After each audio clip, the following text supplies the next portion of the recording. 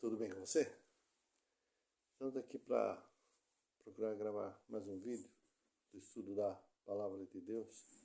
E nós estamos estudando nesse trimestre a lição da Escola Sabatina sobre como estudar profecias bíblicas.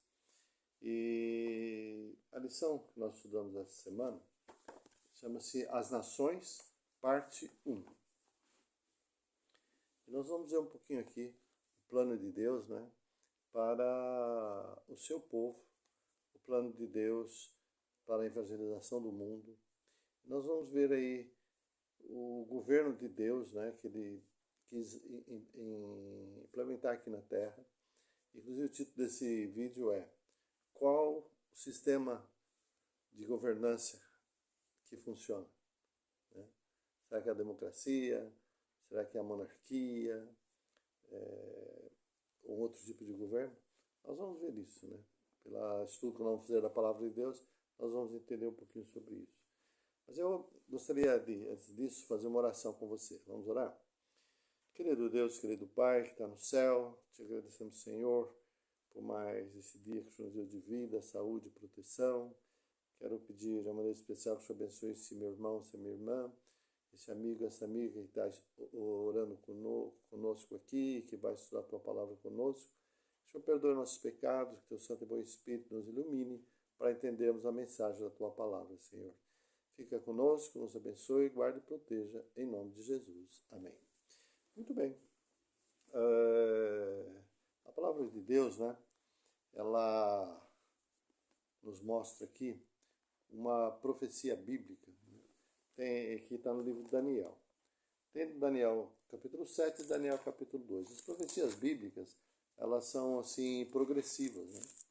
E, por exemplo, essa profecia de Daniel capítulo 2 e Daniel capítulo 7 fala do mesmo assunto, sobre os reinos que haveriam nesse mundo aqui, né? E que como que Deus agiria com eles e no final de todas as coisas que aconteceria, né? Só que o capítulo 2 fala um pouquinho mais sobre o governo em matéria político, né? E no capítulo 7 entra também uma parte religiosa ali. Mas o capítulo 2 aqui, quando essa profecia foi dada, era o Império Babilônico, né? Da Babilônia, que dominava, que era o império que existia. E lá havia alguns judeus, né? Que eram seguidores da palavra de Deus, né? Que estavam lá também, foram levados cativos para lá. E entre eles estava Daniel. E o rei, nesse capítulo 2, ele tem um sonho. Depois você pode estudar todo o capítulo, né? Ele tem um sonho e depois ficou muito preocupado com esse sonho. E ele queria uma interpretação para aquele sonho. E ele mandou chamar os encantadores, os sábios, né? Os astrônomos, os astrólogos, né? Que haviam lá, e para interpretar o sonho dele.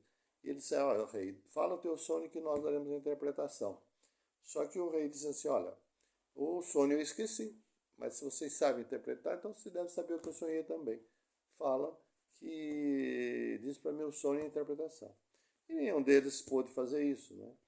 E até que o rei falou assim: se vocês não fizerem, vocês vão morrer, vão matar todos os sábios de Babilônia. Aí eles foram falar com Daniel, né? E aí Daniel falou: não, espera um pouquinho, pede para o rei um tempinho, eu vou orar tudo, né? E o Deus do céu vai nos revelar. E Deus revelou também, né? E o sonho que foi revelado, Daniel contou ao rei, é esse aqui, vou ler para você. Olha. Capítulo 2, verso 31 diante diz assim: Tu, ó rei, estava vendo, eis aqui uma grande estátua. Essa estátua que era grande e cujo esplendor era excelente, estava em pé diante de ti. E a sua vista era terrível.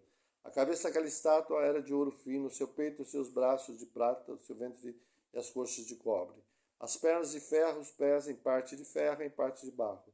Estava vendo isso quando uma pedra foi cortada sem mão, a qual feriu a estátua nos pés de ferro e de barro e os esmiuçou. Então, juntamente foi esmiuçado ferro, barro, cobre, a prata, o ouro, os quais fizeram como uma pragana de eira no estio. O vento os levou e não achou lugar algum para eles, mas a pedra que feriu a estátua fez um grande monte, encheu toda a terra. Muito bem, esse foi o sonho que o rei havia sonhado, que Daniel falou para ele que ele havia sonhado. Daniel não, né? Foi Deus que mostrou para Daniel e Daniel falou com ele. E agora Daniel dá a interpretação desse sonho. E nessa interpretação aqui você vai ver que Deus fala ali, não é? Do Império da Babilônia e os outros impérios que iriam acontecer até os nossos dias. Veja que interessante. Esse é o sonho, também a interpretação dele, diremos na presença do rei. Veja. Tu, ó rei, és reis dos reis, pois Deus dos céus te tem dado o reino, e o poder e a força e a majestade. E onde quer que habitem filhos de homens, animais de campo e aves do céu, ele te os entregou na tua mão e fez que dominasse sobre todos eles. Tu és a cabeça de ouro. Então, veja bem, então, Deus permitiu que Nabucodonosor tivesse esse império, né? E era representado na estátua com a cabeça de ouro. Só que depois tinha o peito de prata, né? E depois do peito de prata tinha o ventre ali de bronze, as pernas de ferro, depois tinha os pés de ferro e os dedos de ferro e barro, né? Então vamos ver. Então eu disse, ó, cabeça de ouro é você. E Deus que te deu o teu reino, por isso que você está dominando. Se Deus não permitisse, você não dominaria. Agora, o 39 vem algo aqui que o rei não gostou muito não. Diz aqui, ó. E depois de ti se levantará outro reino, inferior ao seu, e o terceiro reino de metal, do qual terá domínio sobre toda a terra. Então, um outro reino, o segundo reino. E depois da Babilônia, se você for ver na história, você vai ver que depois da Babilônia foi a Medo-Persa, né? Os medos e os persas. A Média-Persa, Medo-Persas, né? Esse reino que foi o domínio que dominou, acabou com o Império Babilônico, e eles dominaram durante algum tempo. Mas aqui diz assim, e um terceiro reino, depois de Babilônia, depois de Medo-Persa, um terceiro reino de metal, o qual terá domínio sobre toda a terra. O terceiro reino, né, com o ventre de bronze, né, era a Grécia, né, os gregos, né, as Grécias que dominou lá durante um bom tempo. Então são três reinos que haveria, Babilônia, Medo-Persa e Grécia. Agora diz assim, e quanto ao que viste, desculpe, o 40, e o quarto reino será forte como ferro, pois com ferro esmiúça e quebra tudo, com o ferro quebra todas as coisas, ele esmiuçará e quebrantará. Então um quarto império. E depois a Babilônia, depois da Medo-Persa, depois da Grécia, o reino que surgiu foi o reino de Roma, o Império Romano, né? E, inclusive, quando Jesus nasceu sob o domínio do Império de Roma, né? E interessante que aqui simbolizado pelo ferro. E foi chamado, né, o Império Romano de a monarquia férrea, né? Então você veja bem que a palavra de Deus, né, muito antes de acontecer, ela já previu tudo. Isso é profecia, né? É quando se fala o futuro antes dele acontecer. E agora só resta aqui os reinos, né? Os 10 dedos dos pés. E o que será que significa? Vamos ver aqui. 41. E quanto ao que é visto dos pés e dos artelhos, em parte de barro, de oleira em parte de ferro, isso será um reino dividido. Contudo, haverá nele alguma coisa de firmeza do ferro, pois que viste o ferro misturado com barro de lodo. E como os artelhos, os dedos, né, eram em parte de ferro e em parte de barro, assim por uma parte o reino será forte e por outra será frágil. 43. Quando ao que vistes de ferro misturado com barro de lodo, os dedos, né, misturar-se-ão com sementes humanas, outras versões de casamentos, né, mas não se ligarão um ao outro, assim como o barro não se mistura com o ferro. Então veja bem.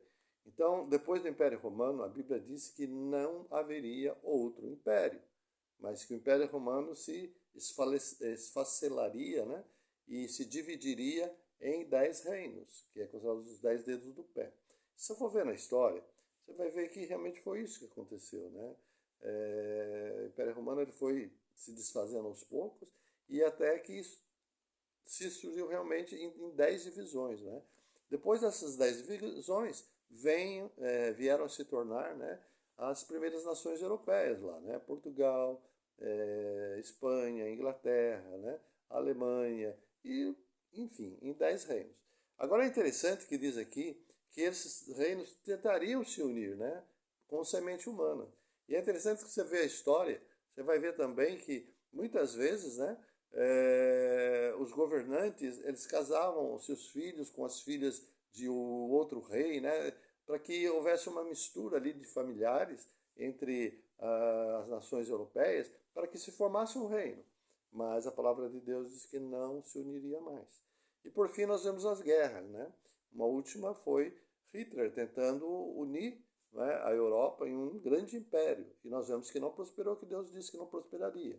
Por fim, agora nós vemos, né, o euro, né, quando surgiu uma única moeda, né, para toda a Europa, que foi o euro. Né? E olha, pode ser que vão se unir, mas como Deus disse que não se uniria, não se uniram. Inclusive que muitos ali, né, a Grã-Bretanha, por exemplo, se separaram dessa aliança. Né? Então nós vivemos nessa época. Né? E o que surgiria nesta época? Né? Nessa época, veja bem aqui, olha o que diz. Mas nos dias desses reis, ou seja, nos dias dessas nações que nós estamos vivendo agora, veja bem, o Deus do céu levantará um reino que não será jamais destruído. Esse reino não passará a outro povo, esmiuçará e consumirá todos esses reinos e será estabelecido para sempre. Então, veja bem, então Deus nos revelou a Nabucodonosor, revelou a nós também. E nós temos aqui quase toda a história já contada. A única parte que falta do sonho de Nabucodonosor se cumprir, que é essa profecia que foi feita, é a parte da pedra que vem e esmiuça todo. E essa pedra simboliza a volta de Jesus Cristo, quando ele vai formar um novo céu e uma nova terra em que habita a justiça, tá certo? Então, a gente vai voltar para o estudo mais aqui, né, das outras nações, sistemas de governo, mas é importante ver aqui que Nabucodonosor, ele não aceitou isso aqui. Ele não aceitou, tanto que no capítulo 3, se você for ler, você vai ver que ele mandou fazer uma estátua igual que ele sonhou, mas só que em vez de ter aquelas divisões, ele falou estátua toda de ouro. E mandou vir todo mundo para adorar, né? Mas você vê o Império Babilônico passou, né? Assim como o Medo-Persa, assim como os gregos, assim como o Império Romano também, né? As nações tentando formar outro império também não conseguiram, tá bom? Mas o plano de Deus, então, Deus sabe o futuro desde o princípio, né? E nós vemos que quando surgiram essas nações, né? Então nós vemos que Deus, né? Ele mandou o dilúvio, né? E quando o dilúvio veio, destruiu ele, Noé, sua família, e Deus deu uma ordem, né? Para que eles enchessem toda a terra, para que eles povoassem toda a terra, né? Mas acontece que, passado um tempo, né, Nimrod, né, ele começou a construir várias cidades e aglomerar as pessoas. Até que ele sugeriu que se fosse construída uma torre. Falou, não, vamos ficar todo mundo junto aqui, né? Vamos ter um império aqui e a gente constrói uma torre que vai até o céu, né? E se mandar outro dilúvio aí, a gente sobe aqui e não tem problema nenhum. Então isso foi uma afronta à ordem de Deus de se espalhar. Então aí, quando eles começaram a construir, já estava bem alto, né? Então Deus, na sua providência, ele fez com que as línguas fossem confundidas. Então a construção não prosperou, porque um falava uma coisa, outro entendia outra, ninguém entendia o que o outro falava. A não ser alguns grupos foram formando, né, que entendia a palavra um do outro. Então um grupo sai para cá, outro grupo sai para lá, outro para lá. Aí surgiram as nações, né? Todas as nações. E nós vemos que mesmo assim, né, essas nações, depois de formadas, elas não obedeciam a Deus, né? E vários tipos de sistemas de governo, mas que não eram fiéis a Deus. Até que Deus, né, ele faz uma maneira aqui de que o homem não se autodestruísse e que ele pudesse levar o plano dele de salvação a todas as pessoas. Então, o que ele fez nessa época aqui? Né? Eu vou voltar aqui em Gênesis capítulo 12, você pode acompanhar na sua Bíblia aí também. Gênesis capítulo 12, né? Aqui nos vai falar do chamado de Deus a Abraão, né? Olha aqui, 12, verso 1 diz assim. Ora, o Senhor disse a Abraão, sai-te da tua terra e da tua parentela e da casa de teu pai para a terra que eu te mostrarei. E fartei uma grande nação, e abençoar-te-ei e agradecerei o teu nome, tu serás uma benção. Então veja bem, o povo estava tudo corrompido, né? em meio daqueles povo corrompido, né, mesmo depois do dilúvio, né, gerações posteriores, nós vemos que Deus ali encontrou em Abraão uma pessoa temente a Deus, né? Apesar de viver num lugar muito corrupto, né? Muito corrompido pelo pecado. E Deus chama Abraão, fala, ó, sai, ele morava em Ur dos Caldeus, né? Sai daqui e de você vou fazer uma grande família, né? Vou te abençoar e você vai ser uma grande nação, né? E você será uma bênção para as outras nações também. Então aí Abraão sai dali, né? E aí começa a nação hebreia, né? A nação dos judeus, dos hebreus, né? E nós vemos que Deus, quando deu leis para os hebreus, né? Deus deu uma recomendação para eles, em Deuteronômio 4, 5 e 9. E essa nação que Deus criou, né? Ela era governada pelo próprio Deus. Então era uma teocracia, né? Teocracia, teo, Deus, cracia, governança. Então, um povo governado pelo o seu próprio Deus, né? E Deus deu uma promessa para eles aqui em Deuteronômio, né? Veja bem o que Deus falou com eles aqui. Deuteronômio capítulo 4, verso 5 em diante. Eu vou ler alguns versículos aqui, apenas para nós entendermos o que Deus esperava com o povo de Israel, né? Diz assim, olha, verso 5. Vede, aqui vos tenho ensinado estatutos e juízos, como mandou-me o Senhor meu Deus, para que assim façais no meio da terra que agora ides herdar. Guardai-vos, pois, e fazei-os, porque essa será a vossa sabedoria, o vosso entendimento perante os olhos dos povos.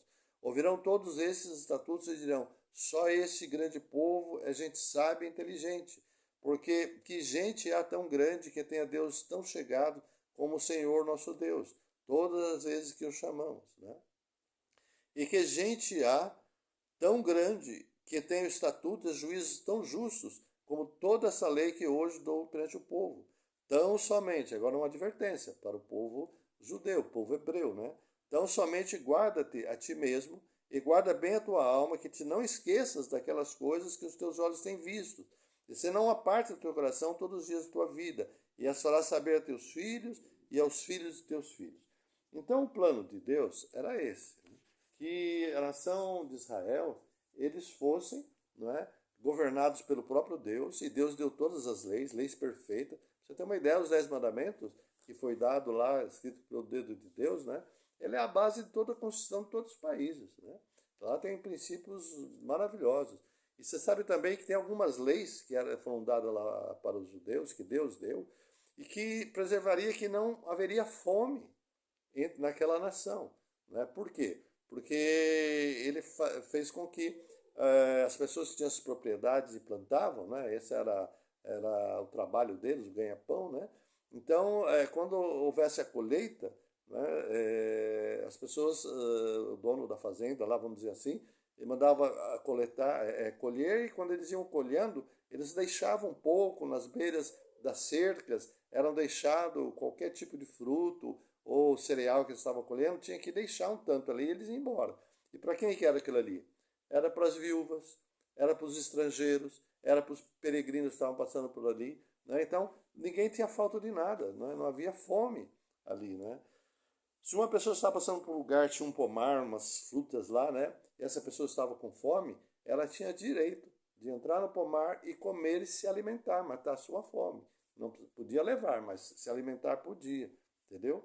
Então veja quantas leis importantes, né? E quando a pessoa tinha uma terra, se endividava e vendia aquela terra, depois de um certo tempo, né, essa terra voltava para os seus parentes e para a pessoa mesmo, né? Então veja bem, Deus criou tantas leis ali perfeitas que essa nação, e se você prestar bem atenção, uma das nações mais prósperas é a nação de Israel. Eles foram o povo mais perseguido que já houve, né? E você pode ver que é uma nação muito poderosa lá no Oriente, é a maior delas, não é verdade? E mesmo assim, apesar deles não terem obedecido a Deus. E sabe por que não? Veja o que aconteceu, olha aqui, ó.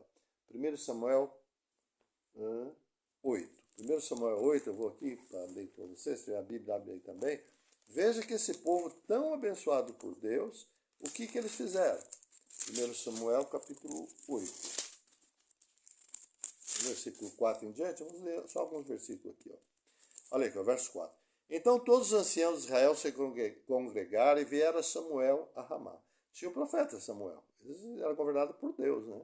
E eles disseram, eis que já estás velho, teus filhos não andam pelos teus caminhos, constitui-nos, pois agora, um rei sobre nós, para que ele nos julgue, como nos tem dado as nações. Você percebe? Eles não queriam mais que Deus fosse o rei deles. Não, não, nós queremos parecer igual às outras nações. Nós queremos ser, né? Agora, verso 6, olha. Porém, essa palavra pareceu mal aos olhos de Samuel, quando disseram, dá-nos um rei para que nos julgue. E Samuel orou ao Senhor. Agora, veja a resposta de Deus para Samuel. Verso 7. E disse o Senhor a Samuel, ouve a voz do povo em tudo quanto te disser. Dá-nos um rei para... desculpe. E disse o Senhor a Samuel, ouve a voz do povo em tudo quanto te disser, pois não tem rejeitado a ti, antes a mim me tens rejeitado, para eu não reinar sobre ele. Percebeu?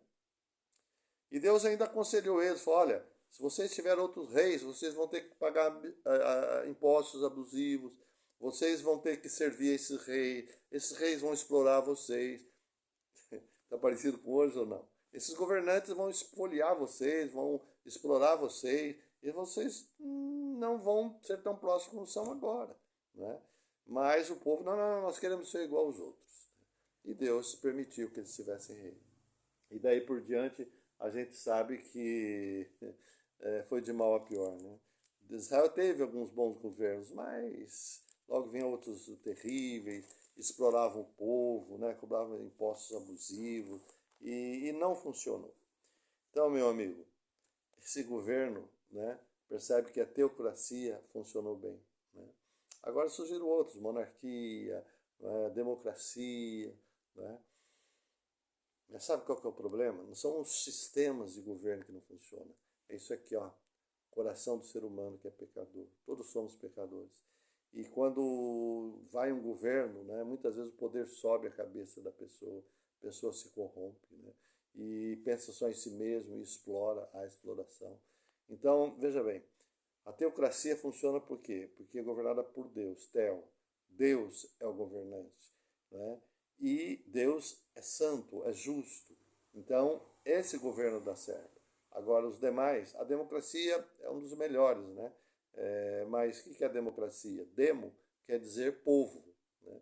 Então, governo povo, ou seja, o governo da democracia, ele é eleito pelo povo e deve trabalhar para o povo, né? Eleito pelo povo eles são, mas trabalhar para o povo você percebe que não é muita, né? E por que isso? Porque o povo que elege esse governo somos nós, somos pecadores. O governo que é eleito, seja homem ou mulher, é um pecador ou uma pecadora, sabe? E por isso que é sujeito a erros, sujeito a roubalheira também, né? Então, nós devemos votar, nós devemos respeitar as autoridades, tudo isso, escolher daqueles que têm os princípios mais chegados com Deus, né? Mas sempre lembrar de uma coisa, o único governo perfeito é o de Deus. E lembra que nós vemos lá em Daniel? Quando Deus voltar, quando Jesus voltar, ele estabelecerá novo céu e nova terra em que habita a justiça. Até lá, nós somos como peregrinos e forasteiros aqui. Aqui lá a gente cumpre as nossas obrigações para com o Estado, devemos respeitar as autoridades, desde que elas não se interponham entre nós e Deus, né? Porque vê Pedro lá, né? Quando falaram para Pedro não pregar mais, não falar mais sobre Jesus, as autoridades. Pedro, mesmo que escreveu para obedecer à autoridade, ele disse, julgar entre vós, mais importa obedecer a vós ou a Deus, né? Nós não obedecemos às autoridades quando elas vão em choque com a lei de Deus. E a gente sabe que o mesmo Pedro que mandou eles obedecerem às autoridades, aos governantes, a gente sabe quem governava, o governador romano, né?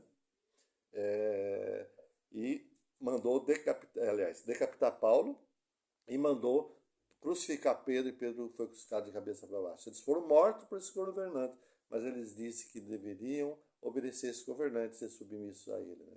O próprio Jesus falou, dai a César o que é de César e a Deus o que é de Deus.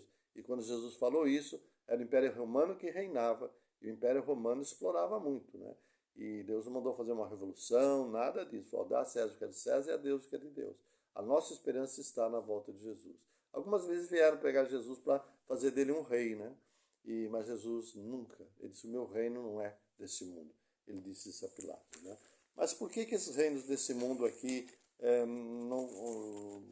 não se encaixa com o reino de Deus, né?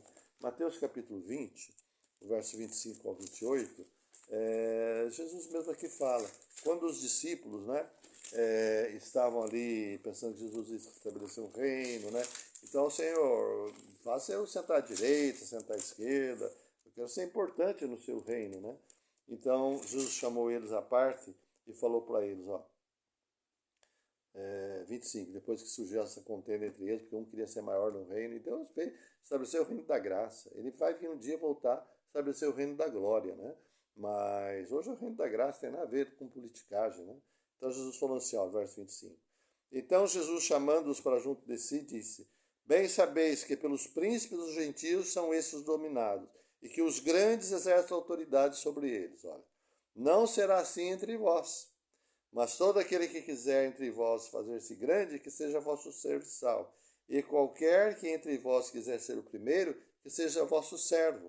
Bem como o Filho do Homem, o próprio Jesus, né? Não veio para ser servido, mas para servir e dar vida em resgate de muitos. Vocês percebem? É completamente oposto. Hoje os governantes eles querem poder. Hoje eles querem domínio, não é? Eles querem ser servidos da melhor maneira possível. Ganham e ganham muito bem. Exploram e muitas vezes roubam para ganhar mais ainda, né? Então não dá certo, né? O único governo que dará certo é a volta a Jesus. Por isso que então por isso que a igreja cristã ela deve ser laica, sabe? Ela deve ser separada do Estado, não se envolver com política, obedecer sim, pode votar sim, mas não levantar essas bandeiras políticas, porque a única bandeira que nós devemos levantar é a bandeira do nosso príncipe Emanuel. Todas as vezes que a política se uniu com o Estado, né, não deu certo. Não deu certo. E a gente vê aqui, exemplo aqui, aqui quando Jesus estava aqui mesmo, né? Qual que era a religião? Era a religião judaica, né? Que era a religião. E quem que era a política ali? Era o Império Romano, né? E quem que matou, perseguiu Jesus? Os judeus. Se uniram com o Império Romano, né? E juntos mandaram crucificar e matar a Cristo. E a própria palavra de Deus diz que haveria apostasia da própria igreja. A igreja foi perseguida, mas ela crescia, até que o imperador Constantino, né, se converteu. Então ele começou a fazer favores à igreja. A igreja começou a aceitar os favores, acabou a perseguição, começou a criar prédios, né, para que a igreja se reunisse, né?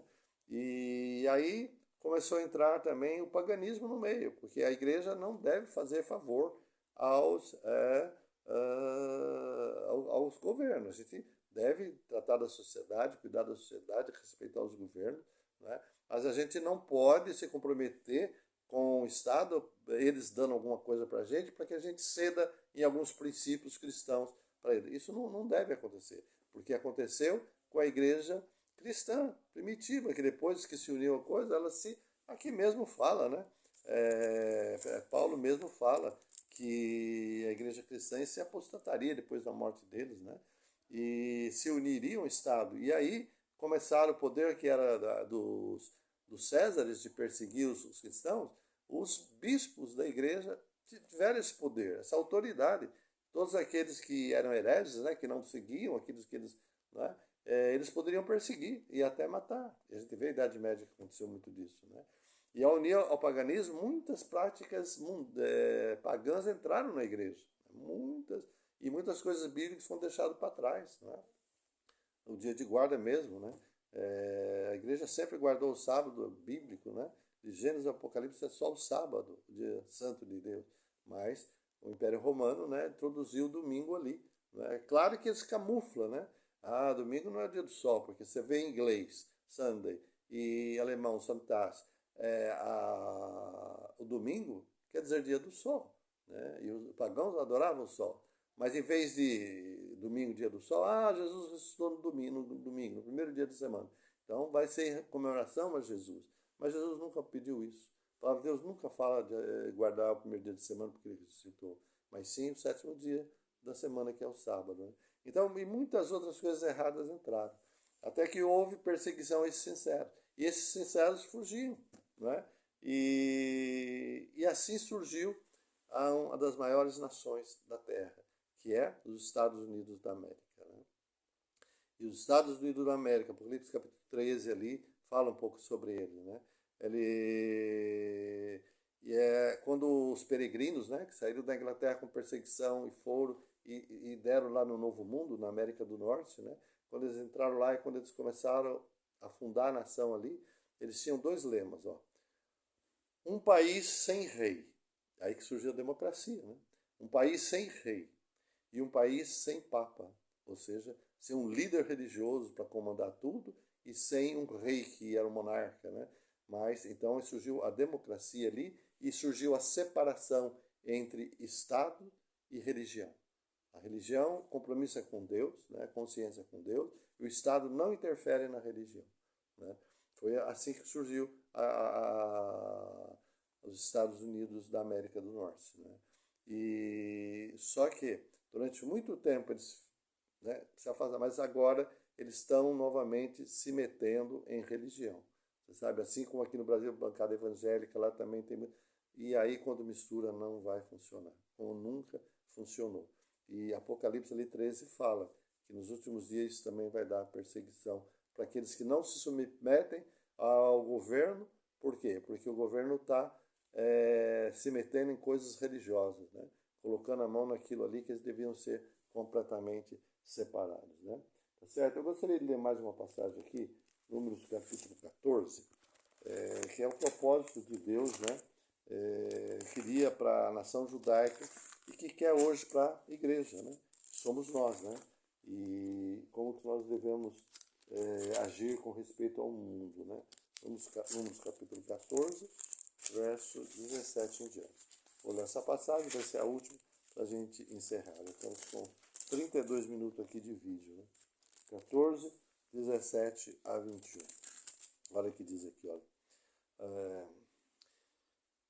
Números 14. Agora, pois, rogo-te que a força do meu Senhor se engrandeça, como tens falado, dizendo: o Senhor é longânimo e grande a beneficência, que perdoa a iniquidade e a transgressão, de que o culpado não tem por inocente e visita a iniquidade dos pais sobre os filhos até a terceira e quarta geração. 19. Perdoa, pois, 14, 17 a 21. Perdoa, pois, a iniquidade desse povo, segundo a grandeza da tua benignidade, como também perdoaste esse povo desde a terra do Egito até aqui. Né? Então, o povo de Israel sempre se afastando de Deus, né? Indo atrás dele e perdoando ele.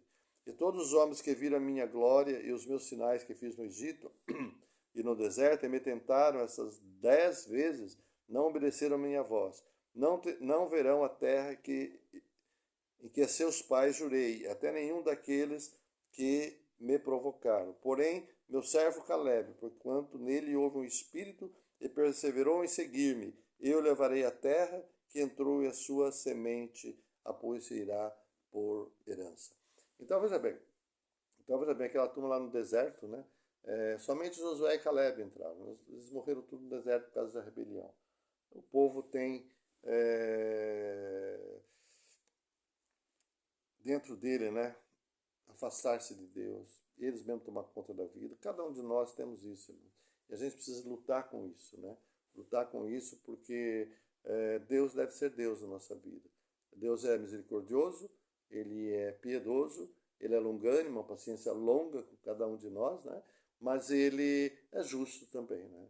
Então nós não devemos abusar dessa bondade, dessa longanimidade de Deus, né? Quantas e quantas vezes Deus quis que Israel continuasse sendo seu povo peculiar, né? Quantas vezes Deus permitiu que eles sofressem, mas logo os libertava, né? E, por fim, o próprio Jesus veio para que era seu, o povo de Israel, e os seus não o receberam, né? Jesus mesmo, quando estava descendo para Jerusalém, vendo a cidade, né? Jesus chorou, de soluçar, um choro abundante, né? Ali, né? Ele diz: Jerusalém, Jerusalém, que mata os profetas e apedreja os que te são enviados. Quantas vezes quis eu te ajuntar, como as galinhas juntam os seus pintainhos, mas tu não quisesse, eis que a vossa casa ficará deserta. Ou seja, o amor de Deus por aquele povo que não aceitava. Né? Mas foi até o pedregamento de Estevão. E a partir dali, Paulo mesmo disse, olha, daqui em diante nós vamos partir para os gentios. E a partir dali, Israel deixou de ser os representantes de Deus para essa terra, porque eles falharam nisso. A partir dali, a igreja se tornou. Né? E Deus espera que a gente seja fiel a Ele, né? Fiéis aos seus mandamentos, fiéis às suas palavras, né? E que sejamos luz para o mundo, né? Porque esse era o objetivo de Israel. Lembra de Abraão lá? Você será uma bênção. Você será luz para todas as nações, né? E é isso que Deus espera de cada um de nós, né? Tá certo? Então, é isso aqui que a Bíblia fala um pouquinho sobre as nações. E na semana que vem, a gente vai estudar e continuar estudando esse assunto, sobre as nações, né? E o papel de tudo isso, da governança, na profecia, tá bom? Que Deus abençoe você, abençoe a mim também. Amanhã a gente se reúne às 9 horas da manhã na Igreja Adventista do Sétimo Dia. Aqui em Vargem, Rua Petrópolis, 466, Vila Santana. Você pode chegar lá e lá vai ter algumas classes que vai estar estudando. Você participa lá, dando o seu parecer também, né? Você sempre será bem-vindo, tá? Amanhã eu não vou estar aqui em Vargem, vou estar lá em Casa Branca, pregando lá na igreja, né? Mas eu oro por vocês lá, vocês oram por mim aqui, tá bom? Vamos terminar com oração? Maravilhoso Deus, bondoso eterno Pai, muito obrigado, Senhor, por estudo da tua santa palavra. Obrigado pelo teu amor, a tua misericórdia, o plano da salvação. Obrigado, Senhor, porque o Senhor sempre escolheu o método de pregação do evangelho que é através de nós, Senhor. O Senhor nos escolheu como instrumentos teus para que incentivar os outros testemunhem do teu amor, da tua misericórdia, da tua bondade.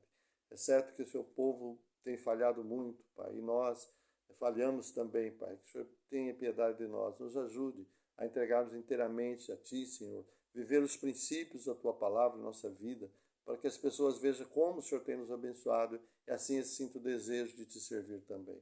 Eu sou esse meu irmão, minha irmã, esse meu amigo, minha amiga que ora comigo. O Senhor abençoe eles, dá um sábado feliz a todos também, Senhor. Fica conosco, perdoa nossos pecados em nome de Jesus. Amém. Tchau, tchau. Com a graça de Deus, logo mais a gente faz outro vídeo. Tchau, tchau.